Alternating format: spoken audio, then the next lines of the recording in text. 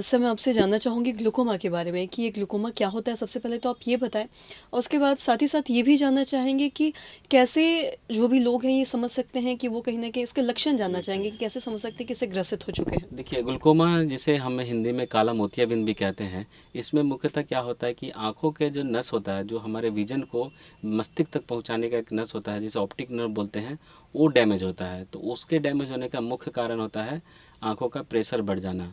केवल एक ही कारण नहीं है, लेकिन मुख्य कारण यही होता है कि आँखों का प्रेशर बढ़ गया, उसकी वजह से ऑप्टिक नर्व हमारा डैमेज हो गया। यानी कि जो हमारी विज़न को ब्रेन तक ले जाने वाले नस है, वो डैमेज हो रहा है।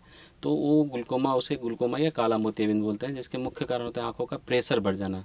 तो आँखों का प्रेशर मेजर कराना ज़रूरी होता है कि आँखों का प्रेशर तो नहीं बढ़ जाए।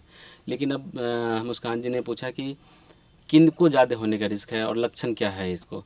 तो देखिए, ग्लूकोमा के मुख्यतः देखा गया कि इसके लक्षण बहुत ज़्यादा होते नहीं हैं, क्योंकि आँखों का अगर प्रेशर 28-30, अगर 50 वगैरह हो जाए आँखों का प्रेशर, तो आपको हेडेक वगैरह आएगा। लेकिन नॉर्मली 20-22-24 अगर प्रेशर है तो उसमें ज़्यादा लक्षण नहीं होते हैं। मुख्यतः यही से थोड़े मोरे लक्षण, जैसे आँखों में भारीपन रहना, या थोड़े सिर में थोड़ा कभी दर्द रहना, या आँखों में थकावट रहना। तो ये मुख्यतः ऐसे लक्षण किसी किसी मरीज में होते हैं, किसी किसी में लक्षण नहीं होते, इसीलिए यह प्रॉब्लमेटिक डिजीज़ है। अगर कोई बीमारी के लक्षण हो तो आप तुरंत अपने डॉक्टर के पास जाते हैं। ग्लूकोमा में ऐसा नहीं होता है कि इसके कोई लक्षण नहीं होते हैं, बहुत कम लक्षण होते हैं।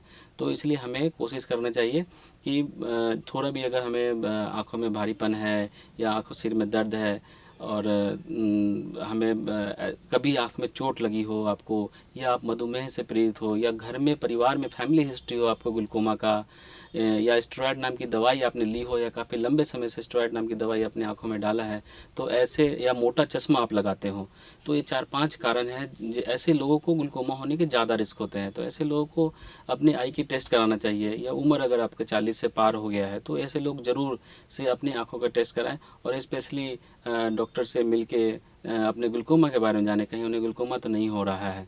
तो ग्लूकोमा के कुछ टेस्ट होते हैं, उससे हम पता कर सकते हैं कि इन्हें ग्लूकोमा है या नहीं है। और साथ ही साथ जैसा कि आपने बताया कि ज़्यादातर मतलब एजेड लोगों में देखा जाता है, एल्डरली लोगों में देखा जाता है। मैं साथ ही ये भी जानना चाहूँगी कि बच्चों में भी देखा जाता है ग्लूकोमा? हाँ, बिल्कुल, बच्चों में जिसे कंजेनिटल ग्लूकोमा बोलते हैं, तो न्यूबॉर्न से स्टार्ट हो जाता है कंजेनिटल ग्लूकोमा। तो उसके लक्षण दिखते हैं, छोटे बच्चों का आँख बड़े-बड़े दिखना, और आँखों से पानी आना, या आँखों पे सफ़ेदी हो जाना। तो इस तरह से अगर छोटे बच्चों में है तो हमें उनको तुरंत आँख जाँच कराना चाहिए, और उनका इलाज भी पॉसिबल है। जो कंजेनिटल ग्लूकोमा है उनका इलाज भी पॉसिबल है।